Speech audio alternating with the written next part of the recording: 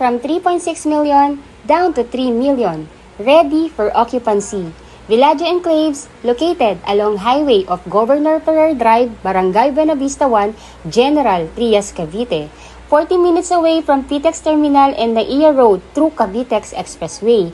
Duplex type, complete finish with tiles, 80 square meter lot area, 55 square meter floor area, 3 bedrooms with built-in cabinet, 2 toilet and bath, 2 car garage and provision for dirty kitchen and laundry area. 5 units left. 3 million total contract price, only 65,000 down payment to move in, and 22,000 monthly amortization through bank financing. Kung ang 3 million sa iba ay bare townhouse, dito, duplex complete finish with big lot ka na. General Trias, Cavite pa. Reserve na!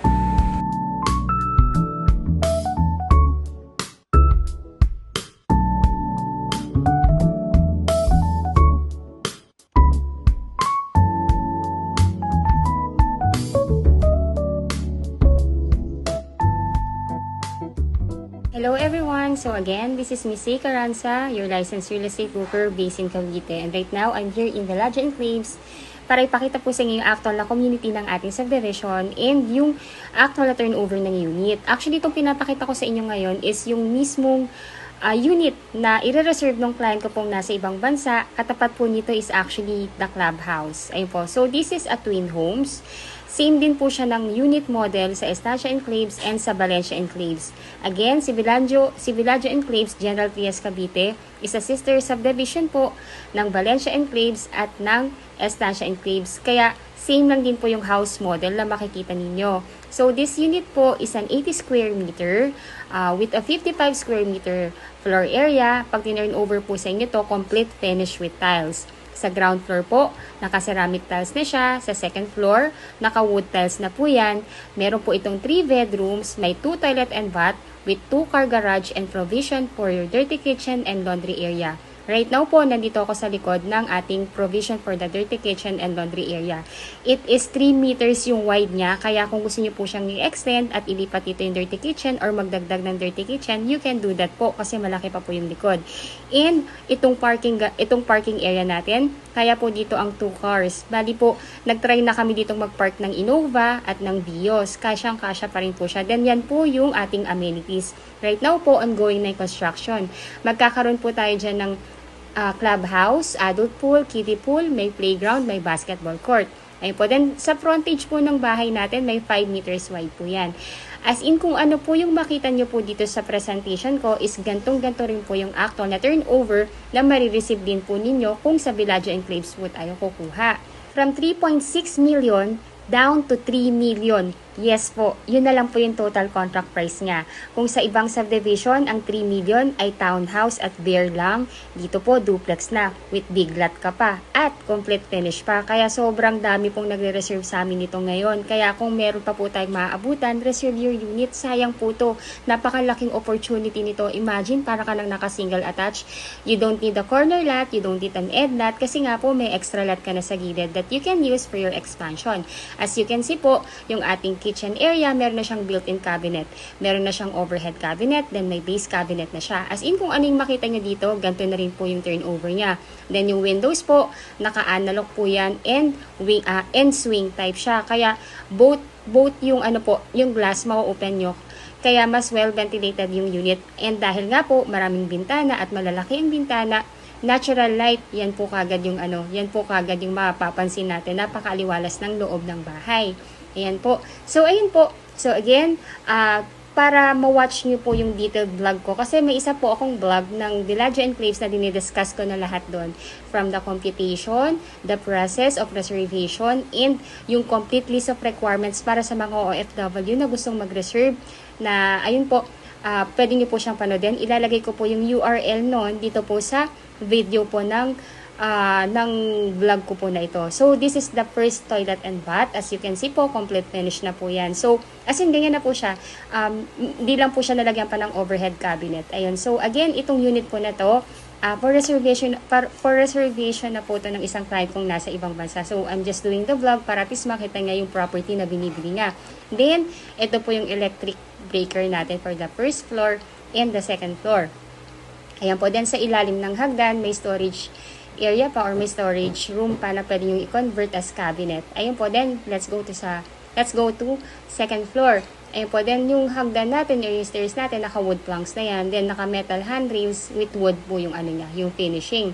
Tapos naka-cathedral window na tayo, kaya sobrang well-lighted yung bahay, natural light po talaga. Ayun po. So, ayun po, for our OFW clients na wala sa Pilipinas and nais na pong mag-reserve ng natitirang unit po dito, all you need to do po is to message me. My number is already posted in this video. Paki-contact niyo po ako doon. And check nyo po yung text description ng video na to. Nandun po yung URL ng aking Facebook account. I-add nyo na rin po ako para at least pwede po tayo itong mag-chat and makilala nyo rin po ako bilang broker ninyo. Ayun po din, pag kami message na po ako, I will get your email address para po ma-send naman po sa inyo yung reservation form para ma-fill upan nyo. Once ma-fill upan nyo na po yun, paki-send back po sa akin and bigyan nyo rin po ako ng 2 valid ID. Pwedeng passport or the other one po, pwede pong any Philippine government ID. Then you can do the reservation na. Pwede po kayong mag-online bank transfer sa sales officer namin. Ibibigay ko po sa inyo yung bank account niya. And pag nakapag-transfer na kayo ng payment, paki-screenshot lang po para ma-forward ko rin po sa kanya para mabigyan po niya tayo ng receipt. Ayun po. So again po, all you need to do po, i-contact niyo po ako, then magtalaga po kayo ng inyong representative. Yung representative po, siya po yung iti-tripping namin and pipirma in behalf ninyo sa pagkuha ng property dito sa Pilipinas. So, dapat po yung dapat po ang itatalaga ninyong representative is immediate family member like asawa, kapatid, anak, magulang, na nag-e-edad ng 21 up to 55 years old. Kung walang immediate family member at lahat po nasa ibang bansa, kahit mga cousins pwede po, basta po nasa loob ng circle ng family or second degree po. Hanggang third degree actually pwede po. Ayun po, so again, kung mapapansin niyo po, lahat ng bedrooms natin dito, lahat po yan meron ng built-in cabinet, then meron na rin po siyang provision for the AC. Ayun po, kaya talagang didipatan na lang po siya. Napaka-perfect po ito dun sa mga OFW family po, especially yung mga asawa po na nasa ibang bansa at ang naiiwan dito si wife and yung kids. Sobrang sobrang convenient. Kasi imagine nyo po, kahit wala pa siyang gate, malilipatan na yung bahay kasi nga po, complete finish na siya. Gamit na lang. And even magpagawa kayo, pwede nyo pa rin tirhan siya. Lalo na kung magpapagate pa lang naman po kayo, okay lang din. Kasi 24/7 po yung guards natin. Then may roving guard din tayo. Again, the total contract price ng bahay is 3 million. Then the legal miscellaneous fee is 210,000. Inclusive po doon yung title transfer and government taxes natin. Then the total down payment po is actually 66,000. The first cash out po na gagawin po ninyo para makapag-reserve ng unit is to pay the reservation fee na 20,000. Yung 20,000 po, idededuct po yan sa 66,000 na total down payment. Then yung remaining balance na 46,000, yung matitira po sa 66,000, which is 46,000, is payable within 30 days upon reservation. After po ninyong mabayaran yung down payment, stop payment na po muna kayo. Wala na muna tayong babayaran. Ipaprocess na po sa bank financing yung inyong approval. Usually po, it takes around 3 to 4 months. Then, pag may approval na po kayo, yung bank na nag-approve po sa inyo, i-email kayo directly sa email po ninyo na approve na kayo and ibibigay sa inyong kontrata. Basahin nyo lang po yung contract.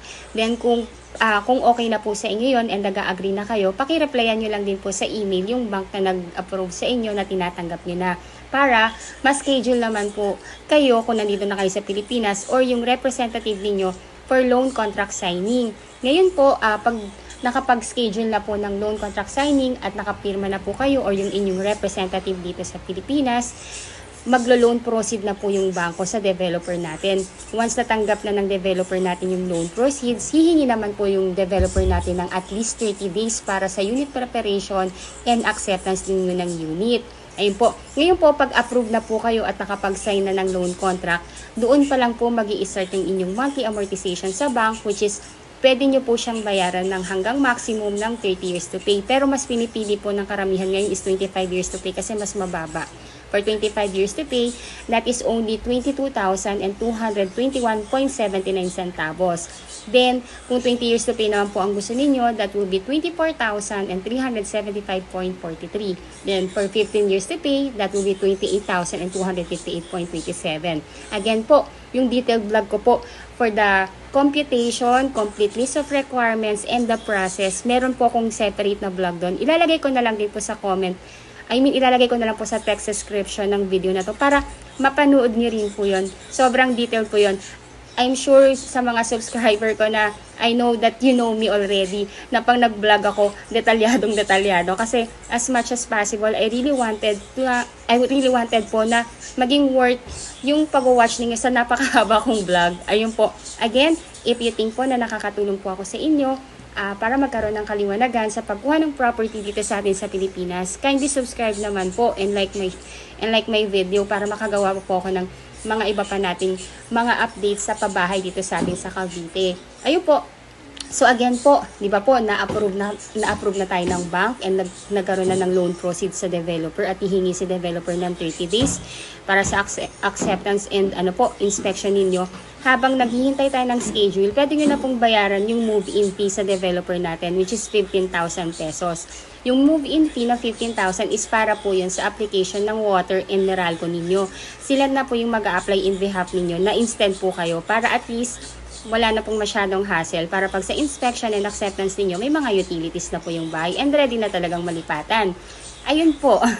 So again, kung OFW po kayo, kailangan nyo lang po akong i-contact at magtalaga lang po kayo ng inyong representative dito sa Pilipinas. You can do your online reservation anytime. Ayun po. Again, if you are new to my channel, please do me a big favor po. Please subscribe and hit the bell button found at the lower right of this video screen. Again, I'm Miss Caranza.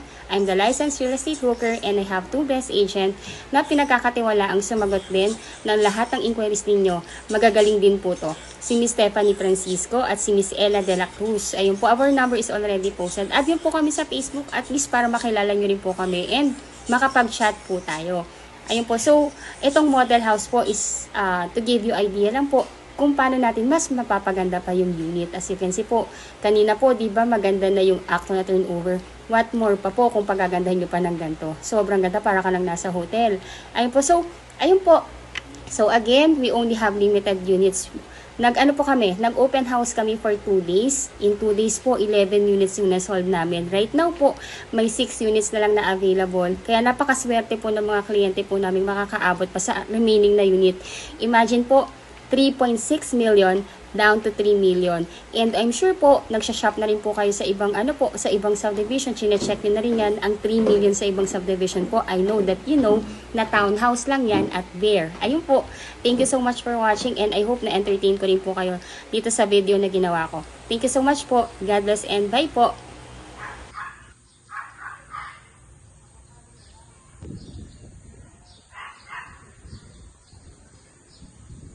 Hello everyone. So ayun, so ito naman po pinapakita ko sa inyo is itong vicinity map ng ating subdivision dito sa Villaggio Enclave. So again, ang ating subdivision is located along Governor Ferrer Drive, General Trias, Cavite. Yung mismong barangay is Barangay Buena Vista 1. So ang landmark natin is Villaggio Ignacio Subdivision. Nakatayo pa yung subdivision natin sa loob ng Villaggio Ignacio Subdivision. This is also owned ng Raymolan Land. So again, ito po yon. Along highway lang siya.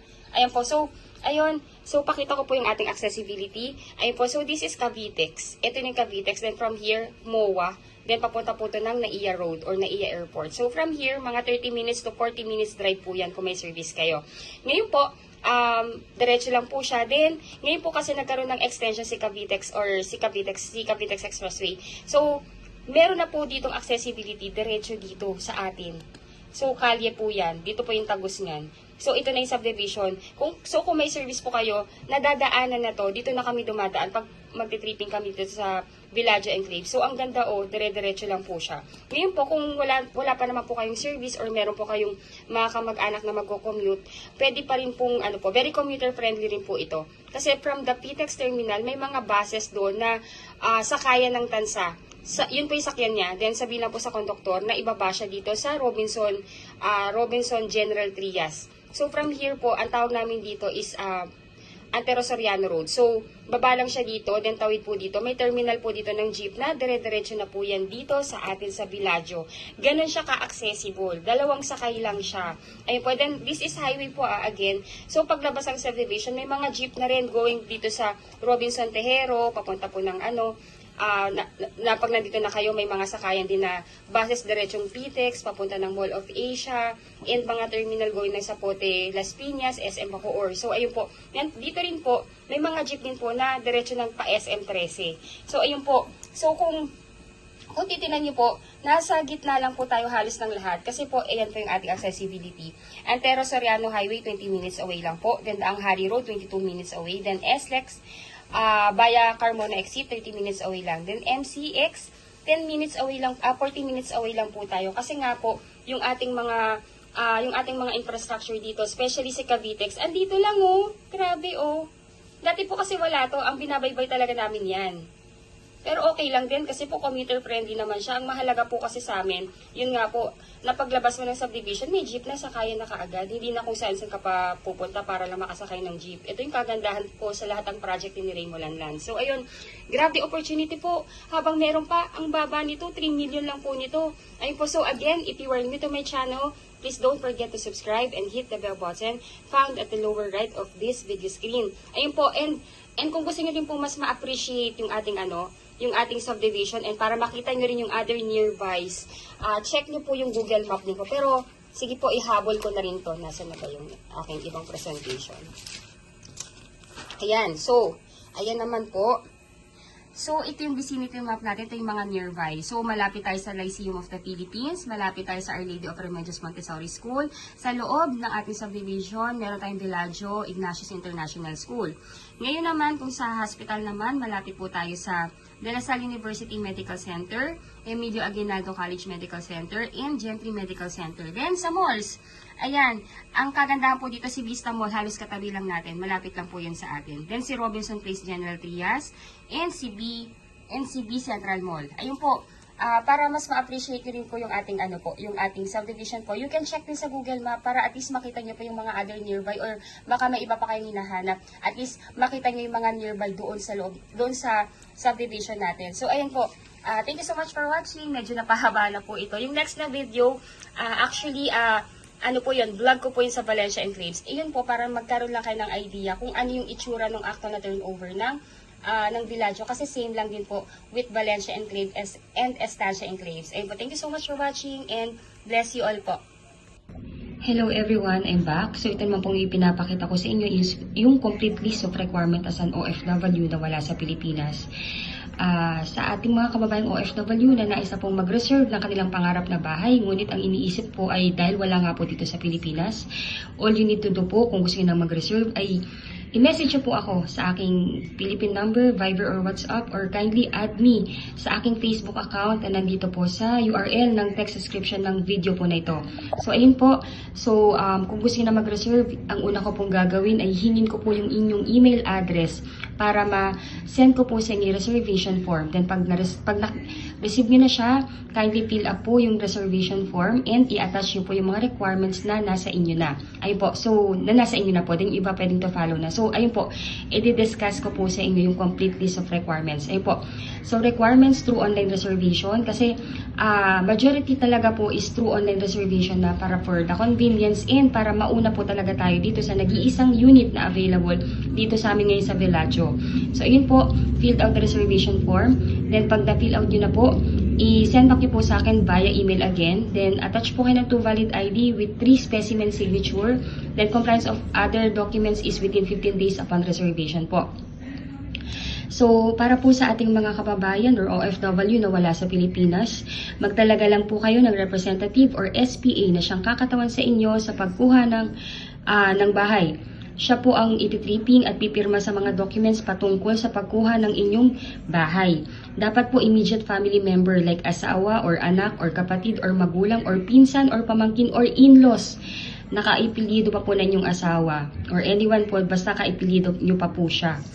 Ayun po, or makikita sa kanyang middle initial na siya po'y part pa rin ng inyong ng family or kaipilido pa rin. Ayun, so dapat nag-i-edad po yan ng 21 to 55 years old. Hindi po allowed ang kaibigan. So ayun po, as requirement nyo po as OFW client, kailangan po namin ng inyong 2 valid ID with 3 specimen signature, husband and wife if married. Number 2, marriage certificate if married, birth certificate plus NOMAR if single. Then 1 by 1 ID picture or selfie picture po with white background, husband and wife if married po. Kami na po bahalang mag-print. TIN ID, husband and wife if married, latest job contract or latest COE with compensation po. Latest 3 months payslip, visa, permanent residence ID, oath of allegiance, or any proof of dual citizenship or any applicable po sa inyo kung kayo po residente na sa bansang pinagtatrabahuhan nyo po ngayon. Ayun, so number 8, latest arrival and departure stamp. Ayun po, so makikita naman po ito sa passport ninyo. So, isabay nyo na lang po sa pag-picture or sa pag-scan ng inyong passport itong latest arrival and departure stamp. Then, SPA form. Itong SPA form po, isasend ko rin po ito sa inyo kasabay ng reservation form. Ipiprint nyo po ito ng 7 sets. Lahat po yung 7 sets na yung pipirmahan nyo po. Then, yung isang set, dadalhin nyo po sa Philippine Embassy natin para magpa-consularize nyo po. Then, pagka na-consularize nyo na, kindly send back po yung original mismo. Lahat ng 7 sets na may original pirma ninyo at consularize sa inyong magiging representative dito sa Pilipinas para mapirmahan din po niya. If ever po na magkakaroon kayo ng problema or medyo mahihirapan kayo sa pagpapakonsularize, please let me know po. May solusyon po lahat ng bagay. Let us know po. Baka kaya naman natin ang gawan ng solusyon dito. Solusyon yan dito. Let us know lang po. Then, requirement naman po ng inyong magiging representative dito sa Pilipinas. Kailangan po namin ang kanyang 2 valid ID with 3 specimen signature. Then, latest POB or proof of billing like Meralco or water or internet bill na nakapangalan sa kanya. Kung wala pong nakapangalan sa kanya at meron po kayong proof of billing na nakapangalan sa inyo or sa asawa ninyo, yun na lang po yung gamitin. Pero kung yun nga po, wala pong nakapangalan na proof of billing sa inyo or sa asawa ninyo or dito sa inyong magiging representative, dahil nagre-rent po or nakatira sa relative, kindly gawa lang po ng certificate of residency. Yung may-ari po ng billing, gawa lang po siya ng letter na nagsasabi doon na doon nakatira yung inyong representative. Then mag-attach lang po ng 2 valid ID ng may-ari ng proof of billing with 3 specimen signature and okay na po yun. Ayun po, so ayun po. So, easy as 1, 2, 3 lang naman po yung pagkuha ng ating pangarap na bahay. And lahat po ng documents na to, I will leave on hand nyo na po yan. Ayun po. So, email nyo lang po sa akin yan. And ako na po yung bahalang mag-print yan at mag-file sa developer natin. Ayun po. So, again, unahan po to. Kasi po, nag-iisang unit lang talaga to. And napakarami nyo pong nag-aabang. So, if you are interested to reserve, let me know na. I-reserve na natin to. Thank you so much for watching and bless you all po. Ito naman po yung computation or yung actual computation ng unit natin dito sa Villaggio Enclave. So again, this is a twin homes, duplex inner unit. Complete turnover, meaning to say may tiles na po yan. Kung ano po yung napanood niyo exactly doon sa aking vlog or sa actual turnover, ganun na ganun din po yung marireceive ninyo. Then may 3 bedrooms. Lahat ng 3 bedrooms po, meron silang sariling built-in cabinet. Then may 2 toilet and bath with 2 carport. Lot area, 80 square meter. Floor area, 55 square meter. Again po, this is only 1 unit. Na-reopen lang po yan ito ngayon. Bali today po, ito po ay recorded ngayong November 22, 2025. And I'm sure po, pag na-upload ko na po ito, sigurado ko po na within 24 hours, sold po ito. Kaya kung isa po kayo sa mga kliyente ko po na nag-aabang ng reopen dito sa Villaggio, makipag-unahan na po kayo. I-online nyo na po ito. I-online reservation nyo na po ito. So, ayun po. Again, ang total contract price is 3 million. Then, ang miscellaneous fee is 210,000. Sa miscellaneous fee po, inclusive po dito yung title transfer at yung mga government taxes natin at processing fee sa bank. Ngayon po yung down payment or yung first cash out lang po is reservation fee na 20,000 pesos. Ang reservation po dito is through online reservation po. Ibibigay ko po sa inyo yung bank account ng sales officer namin na nag-handle dito sa Villaggio Enclaves and doon nyo po i-deposit ang inyong reservation fee. Paki-screenshot lamang po para po i-forward nyo po sa akin at para maresibuhan po tayo. Then ngayon po, yung magiging net down payment na lang is 35,500 plus 5% initial MF. Itong 5% po, dito po yan galing sa 210. Ang 5% po ng 210 is 10,500. So 35,500 plus 10,500, ang total na down payment po na babayaran is 46,000 pesos. It should be paid before 15 days after reservation. Ngayon po, pagbayad na po yung ang inyong reservation at down payment, dapat din po makomplete natin yung mga documents na kailangan sa pagpapahousing loan approval sa bank. So, dapat po sana within 15 days po, makomplete na natin yung requirements. Lahat naman po ng requirements, pwede nyo pong i-email sa akin yan. I-discuss ko rin po sa inyo yung complete list of requirement. Ayun po. So, ngayon po, pagbayad na natin yung reservation fee and down payment, stop payment na po muna tayo at taantayin na lang natin yung approval ng ating bank housing loan application. Na usually, lumalabas po yan within 3 months upon completion of your documents at paying ng inyong down payment. Ngayon po, habang wala pa pong lumalabas na approval, meron po kayong payment holiday. So, sa loob ng 3 months, habang hiniintay yung approval, wala po muna kayong babayaran. Iintayin po muna natin yung approval. Ngayon po, pag approve na po kayo, si bank na nag-approve po sa inyo, directly mag-i-email po yan sa inyo para sabing approve na po kayo. And i-check nyo po yung terms and condition. Pag okay na po sa inyo, replyan nyo po yung bank na ina-agree nyo na po yung inyong approval at papipirmahin na po kayo or yung inyong representative sa Pilipinas ng housing loan contract. Ngayon po, pagka nakapagpirma na po kayo or ang inyong attorney in fact or yung inyong SPA sa housing loan contract, doon pa lang mag-i-start yung inyong monthly amortization sa ating bank. Ang kagandahan po sa atin dito sa bank financing po, actually para siyang pag-ibig na rin. Meron po siyang 30 years to pay. Ngayon po kung 30 years to pay po yung gusto po ninyo, that will be 23,070 pesos 67 centavos. Ngayon po, kung ayaw naman po ng 30 years, may 25 years to pay, may 20, may 15, may 10, at may 5 years to pay. As long as pasok po yung edad po ninyo dito sa mga time, dito po sa mga, dito po sa ano po, sa monthly amortization na inaalaw ng bank. Ngayon po, for 25 years to pay, kung 25 years to pay ang mapipili ninyo, that will be 22,221.79. Kung 20 years to pay po, ayaw nyo po ng medyo mahaba-haba, pwede po dito, which is 24,375.43. Kung 15 years to pay naman po yung maiibigan ninyo, that will be 28,258.27. Then for 10 years to pay, that will be 35,504.98. Kung pinaka-shorter po yung gusto ninyo, meron tayong 5 years to pay, which is 62,254.34 centavos. Ayun po, so, kung ano po, di ba po, tapos na po yung inyong down payment at na-approve na kayo ng bank. Ngayon po, yung sunod po niyan, pagka nakapag loan contract signing na kayo, tatalungin kayo ng inyong bank or ng bank na nag-approve sa inyo na ilo-loan release na itong loanable amount. Ngayon po, pag na-release na ng banko itong loanable amount sa developer, that's the time na pwede na po tayong mag-request ng inspection at acceptance ng inyong unit. Ayun po. So, usually po, humihingi ng at least 30 days yung developer natin para for the unit preparation and acceptance ninyo ng unit para if ever na may kailangang i-repair or repaint, gagawin po muna nila yon bago sa inspection po ninyo. Ayun po din, after po ninyong ma-approve, meron po tayong tinatawag na move-in fee. Yung move-in fee po, typo error lang po ito, pero 19,000 po yan.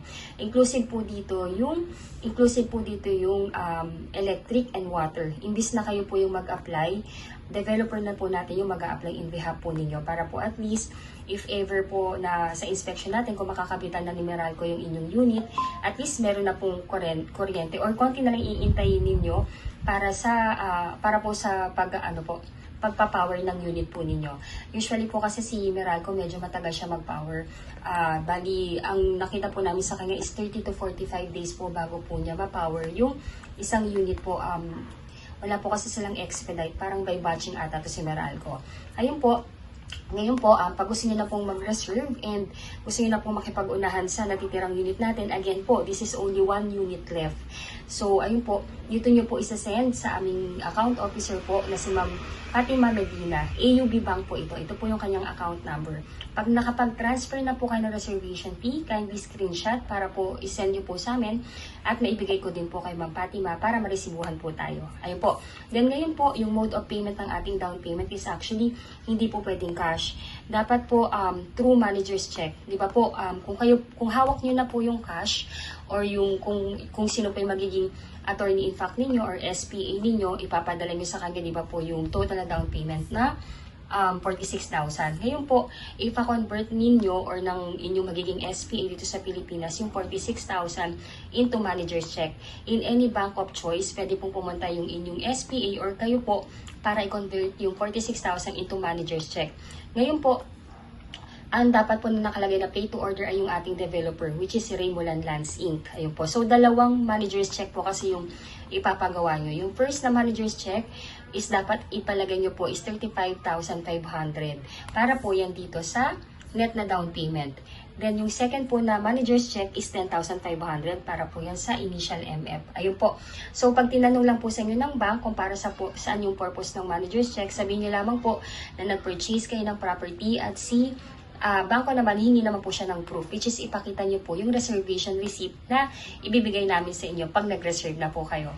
So, ayun po, pagka nakapagpa-manager's check na kayo, pwede na natin yan dalhin sa aming office or kung busy man kayo, pwede natin ipalalamove po yan sa aming site office sa Tansa or sa aming head office sa Ortigas. Ayun po, so, simple lang naman po yung pagkuha ng pangarap nating bahay dito. So, ayun po, so, pay the reservation fee, pay the down payment, wait for the approval. Usually, 3 months po lumalabas yan. Pag lumabas na po yan, pwede na po tayong magpa-schedule ng inspection sa developer and acceptance ninyo. Then, si developer, hingi siya ng 30 days para maayos mo na yung unit or ma-repair or ma-repaint kung ano man po yung dapat na gawin muna bago ma-turn over sa inyo. So, 3 months plus 1 month, that will be 4 months po yung ating waiting period para sa turnover ng inyong unit. Ayun po. So, I hope po na nakakatulong po kami sa inyo upang magkaroon ng kaliwanagan sa pagkuha ng inyong pangarap na bahay dito sa atin sa Pilipinas. So, ayun po. Again, this is 1 unit left. Unahan po tayo dito. Thank you so much for watching and bless you all po.